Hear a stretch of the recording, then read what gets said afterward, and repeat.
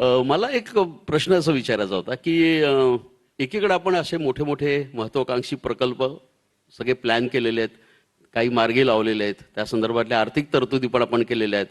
अन्य प्रदेशातनं सुद्धा आपण त्या संदर्भातली गुंतवणूक मागवलेली आहे किंवा येत आहे आपल्याकडे.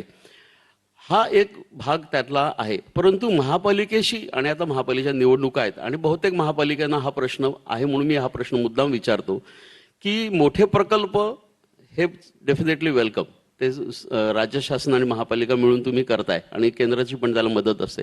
परंतु जे दैनंदिन समस्या आहेत त्यातली सर्वात महत्त्वाची समस्या माझ्या मते ही डम्पिंग ग्राउंडची आहे, ज्या संदर्भात मला असं वाटतं की शासनाची योजना असते परंतु तिथल्या ठिकाणी म्हणजे जिथे डम्पिंग ग्राउंड असते तिथल्या कुठच्याच नागरिकाला ते आपल्या घराजवळ नको असतं. तर हा तिढा तुम्ही कसा सोडवणार? आणि आता आगामी काळात हा प्रश्न आणखीन गंभीर होत जाणार आहे, तर मग डम्पिंग ग्राउंड वगैरे सारखे प्रश्न कसे हँडल करणार? पहिल्यांदा तर डम्पिंग हा आता आउटडेटेड कन्सेप्ट झाला आहे. आपण अजूनही काही प्रमाणात करतोय, पण आता केंद्र सरकारने डम्पिंगवर एक प्रकारे बंदीच टाकलेली आहे. आता यापुढे आपल्याला डम्पिंग करता येणार नाही. आता आपल्याला जो काही कचरा आहे त्याचं प्रोसेसिंग करावं लागेल. आणि आज खरं जर आपण विचार केला तर टेक्नॉलॉजीने आपल्याला काय व्यवस्था करून दिली, तर काल परवापर्यंत जो कचरा आपली लायबिलिटी होती, आता तो कचरा आपला ॲसेट झाला आहे.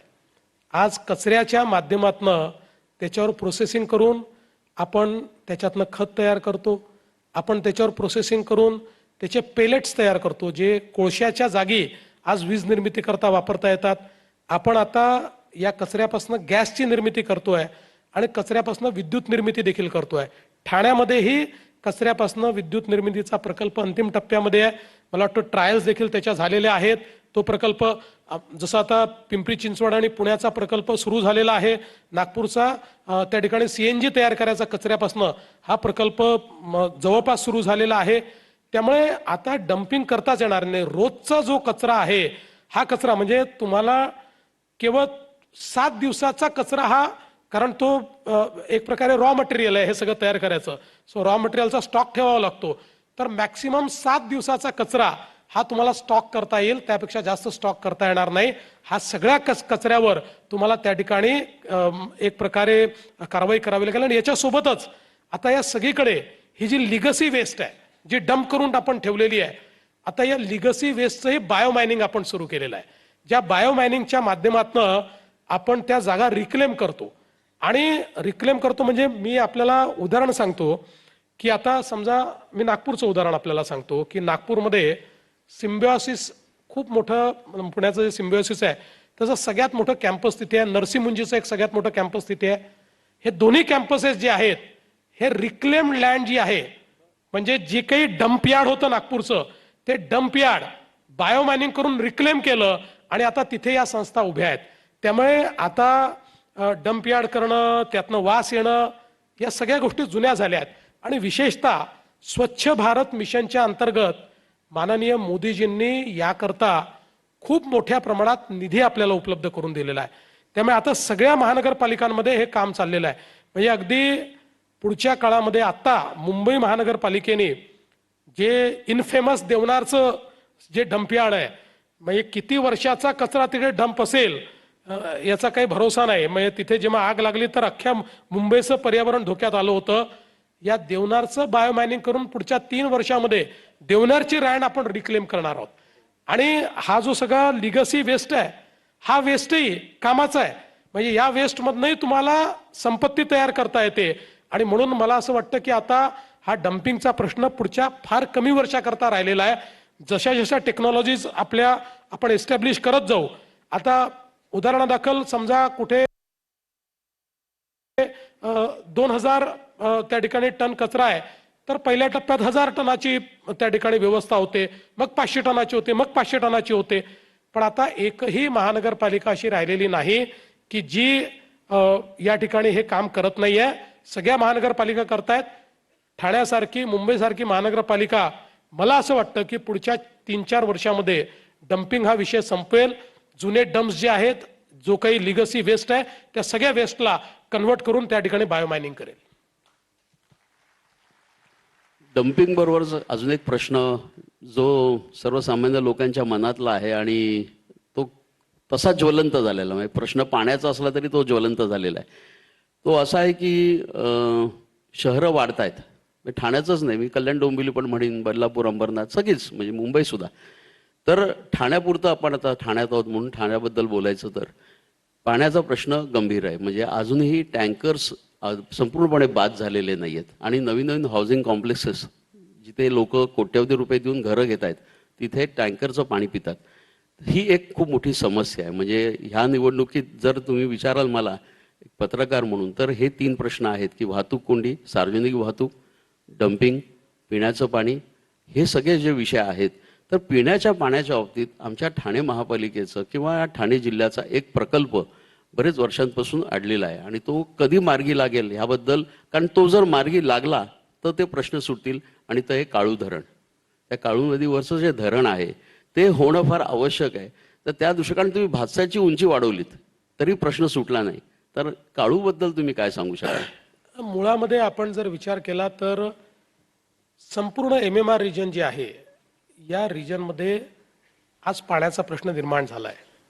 कारण आपण जी तयार केलेली धरणं आहेत आता त्या धरणांमधनंच सगळ्यांना पाणी मिळतं, सगळ्यांची लोकसंख्या वाढते. त्यामुळे एक प्रकारे हळूहळू महानगरपालिकांमध्ये पाण्याचं युद्ध हे आपल्याला पाहायला मिळत आहे.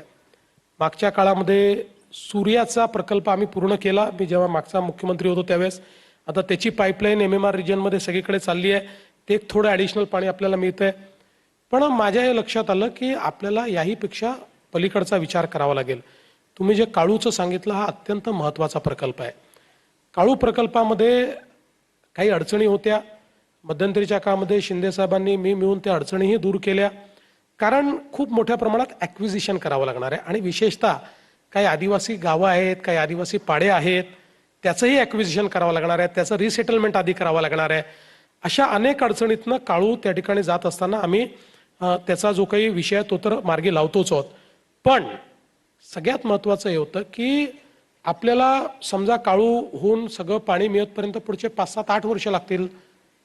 आजचा प्रश्न कसा सोडवायचा, तर 2 प्रकल्प अत्यंत महत्त्वाचे होते, पोशीर आणि शिलार. या 2 प्रकल्पांमुळे अख्ख्या MMR रिजनची पुढच्या 30 वर्षाची तहान आपण भागवू शकत होतो. आत्ता ज्यावेळेस मी पुन्हा मुख्यमंत्री झालो त्यानंतर या 2 प्रकल्पांचा आढावा घेतला, त्यावेळी माझ्या लक्षात आलं की हे लो हँगिंग फ्रूट आहे. पण हे अडलं काय, तर हे करायचं कोणी? त्या ठिकाणी जलसंपदा विभाग असं म्हणायचं की बाबा हे प्रकल्प तर फक्त अर्बन वॉटर सप्लायचे प्रकल्प आहेत, त्यामुळे आम्ही का करायचे? आणि MMRDA किंवा महानगरपालिका म्हणायच्या की आमचं तर कामच नाही धरण बांधणं, आम्ही का करायचं? मी एक दिवस दोन्ही फाईल्स बोलवल्या आणि आपण पाहू शकता त्या दोन्ही फाईल्सवर मी एक मोठी नोट लिहिली, सगळ्यांना ओव्हररूल केलं आणि त्याच्यावर मी लिहिलं की MMR रिजनच्या वाढत्या लोकसंख्येकरता हे प्रकल्प जर वेळेवर केले नाहीत तर MMR रिजनला पुढच्या काळामध्ये आपण कुठलीच ग्रोथ करू शकणार नाही. आणि म्हणून हे दोन्ही प्रकल्प MMRDAने करावे. त्याकरता MMRDAने कर्ज उभं करावं.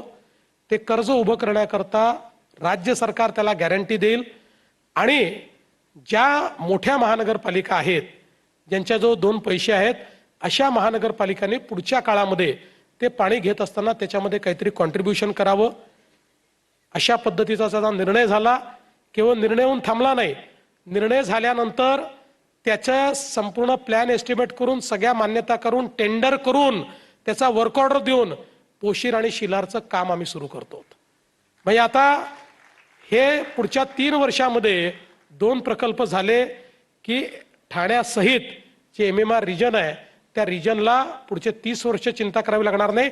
पॅरलली 1 वर्षामध्ये काळूच्या सगळ्या ज्या काही अडचणी आहेत त्या अडचणी आम्ही त्या ठिकाणी दूर करू आणि त्याचंही काम आम्ही सुरू करू.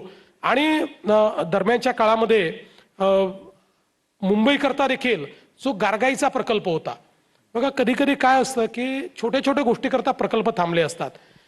गारगाईचा प्रकल्प हा मुंबईकरता सगळ्यात फिजिबल प्रकल्प होता. त्या प्रकल्पामुळे 500 MLD पाणी मुंबईला ग्रेडियंटने मिळणार होतं. पण गेले 10-15 वर्ष दरवेळी जो वन विभाग आहे तो वन विभाग त्याची परवानगी नाकारायचा व म्हणजे फॉरेस्ट अँड एन्व्हायरमेंटची परवानगी मिळायची नाही. मी आमचे प्रवीण परदेशी आहेत मित्राचे अध्यक्ष, मी त्यांना सांगितलं कारण ते फॉरेस्ट आणि एन्व्हायरमेंटचे एक्सपर्ट आहेत. मी त्यांना सांगितलं की तुम्ही याचा अभ्यास करा आणि याच्यात काय सोल्युशन आहे ते सांगा. आणि सगळा अभ्यास केल्यानंतर लक्षात आलं की या गारगाईच्या क्षेत्रामध्ये 5 गावं आहेत. या 5 गावाचं जर आपण रिसेटलमेंट केलं तर हा एन्व्हायरमेंटली सस्टेनेबल प्रकल्प होतो आणि याला मान्यता मिळते. त्या 5 गावाच्या लोकांची आम्ही चर्चा केली तर त्यांनी ओव्हरवेल्मिंगली सांगितलं की आम्हाला बाहेर निघायचंच आहे, आम्ही रिसेटलमेंटला तयार आहोत. आणि आम्ही तो निर्णय घेतला. आता त्या संदर्भात सगळी परवानग्या मिळाल्या, त्याचंही टेंडर आम्ही काढलेलं आहे आणि त्याचंही वर्क ऑर्डर पुढच्या महिन्यामध्ये आम्ही देऊ.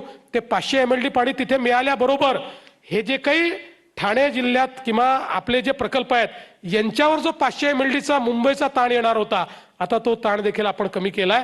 त्यामुळे पुढच्या MMR रिजनचा विचार करून पिण्याच्या पाण्याची व्यवस्था आता आपण केलेली आहे.